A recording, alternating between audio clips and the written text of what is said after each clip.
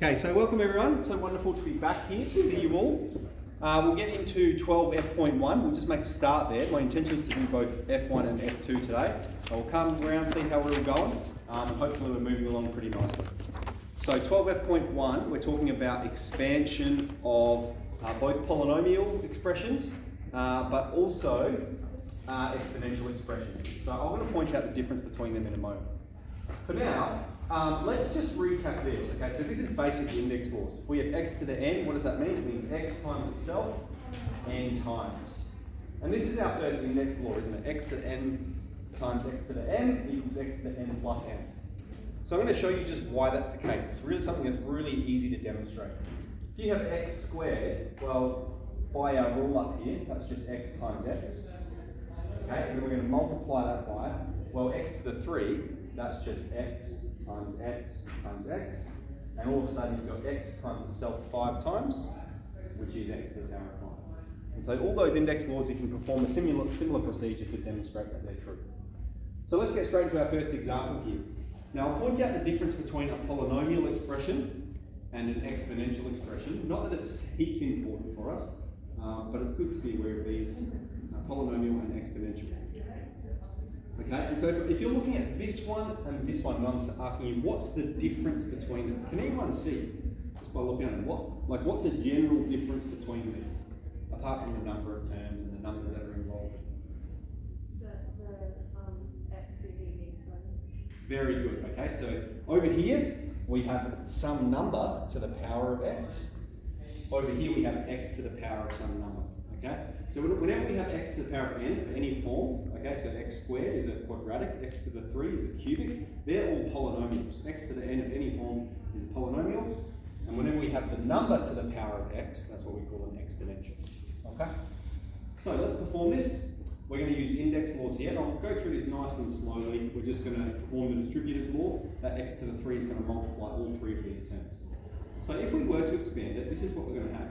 X to the 3 times x to the 4, plus x to the 3 times 2x, and then plus x to the 3 times minus 3, put that in brackets. So that's all that's going on, it's distributing to all three terms. And that'll simplify to x to the 7. Here we've got x to the 3 times 2x, that's going to be 2x to the power of 4. Okay, like that. You can break that down a fair bit more if you want to. I'll just show you really quickly. X times x times x is x to the 3 times 2 times x.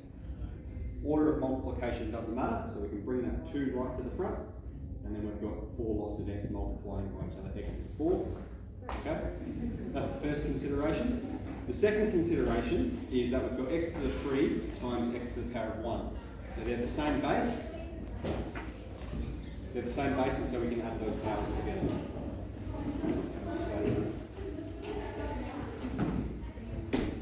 Okay, so that's all good there, and then over here, take 3 lots of x to the power of 3.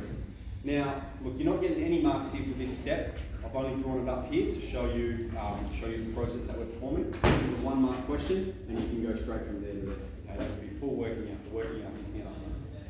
Okay, let's move over here. This is also a 1 mark question, but I will demonstrate it in a number of steps. Again, we're going to distribute, so we're going to have 3 to the x times 3 to the x. Okay, and then we're going to have 3 to the x times 2. Okay, it distributes. Now here we have the same base. Okay, we have the same base. And so we remember if we have a to the m times a to the n, or I've written it up there in different form, a to the m plus n. So because they have the same base, we can add those powers together. Here we're going to get 3 to the power of 2x. And over here, we're going to the correct way to write it is we put the product first, so we put 2 and then the exponential second, 2 times 3 to the x. Now I really need to stress to you, I'm going to do it in the box down here, 2 times 3 to the x does not equal 6 to the x, ever. Do not make that mistake. Okay, if you think about what does BEDMAS say, BEDMAS says we have to do brackets, then exponents, which means if you're going to perform this, you need to perform 3 to the power of x first. Okay? Now 2 times 3 to the power of x and 6 to the x are going to be very different for multiple values of x. There will be one value of x for which they're the same, but for every other value of x they're going to be different. Okay? Okay, so that there's simplified. Here you've got 4 marks. Okay, here you've got 4 marks, 1 mark question. There you go.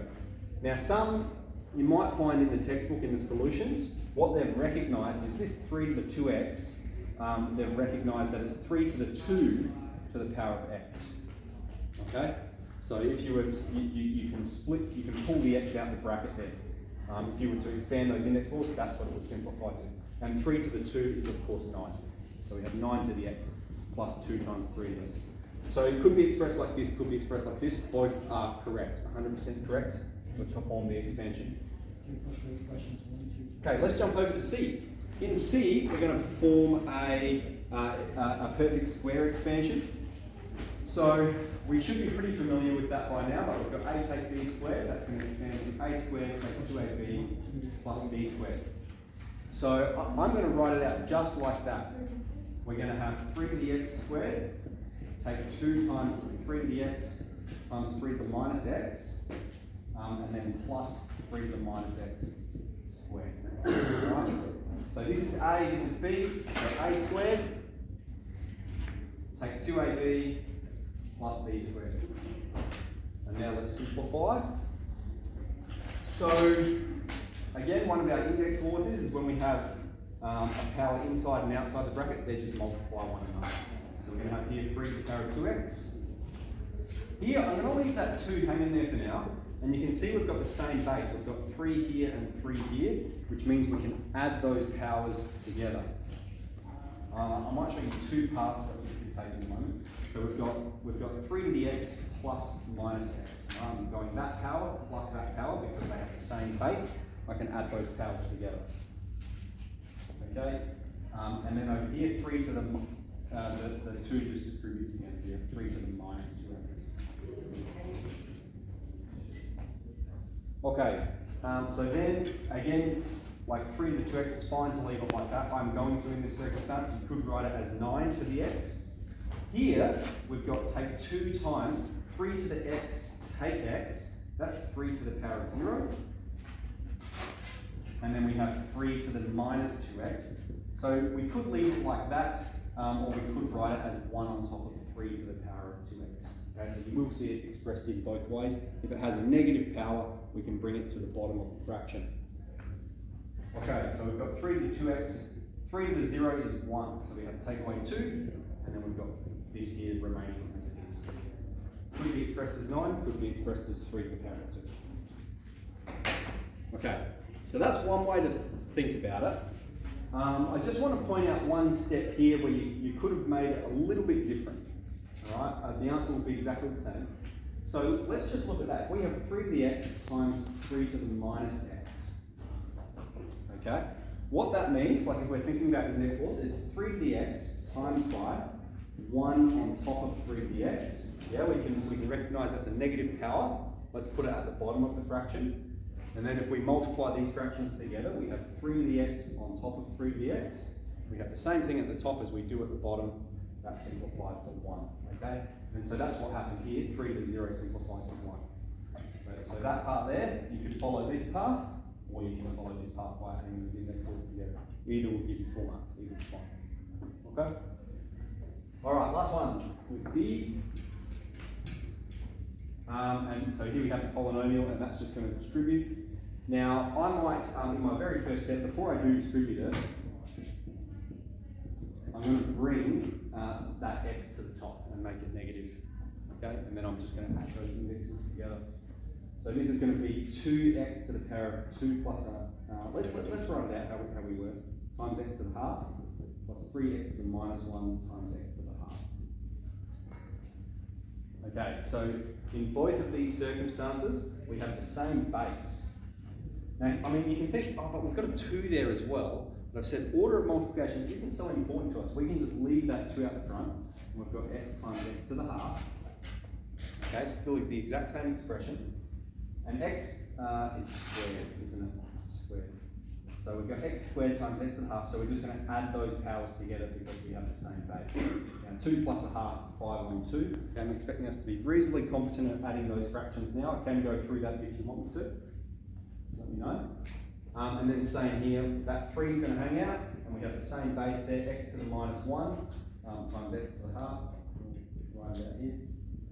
We're going to add those together. Minus 1 plus half is minus half. Okay. And then probably the way that they're going to, look, you've got full marks here because we have performed the expansion. Now they may answer it in terms of roots rather than these sort of odd powers. Okay, so let's talk through that. If we have x to the half, okay, that's the square root of x.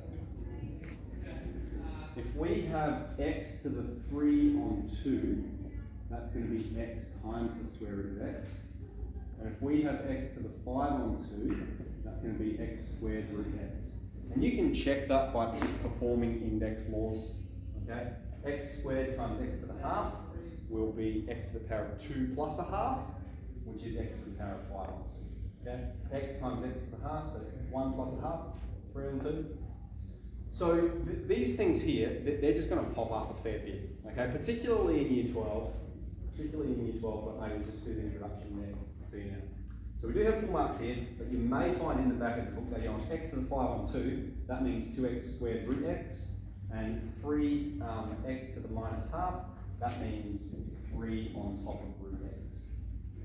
Okay, now notice, be careful with this one, notice how the 3 stays at the top, because that negative half only applies to the x. Okay, if it applies to both terms, then it will be in brackets. If it's not in brackets, then it only applies to the term which it sits above. Okay, so full marks here, forming the index law extension. If you want to write it like that, they probably will in the textbook. That's fine as well. Cool. So that's F.1. Let's get into that. Give it a go. Thank you, Sam.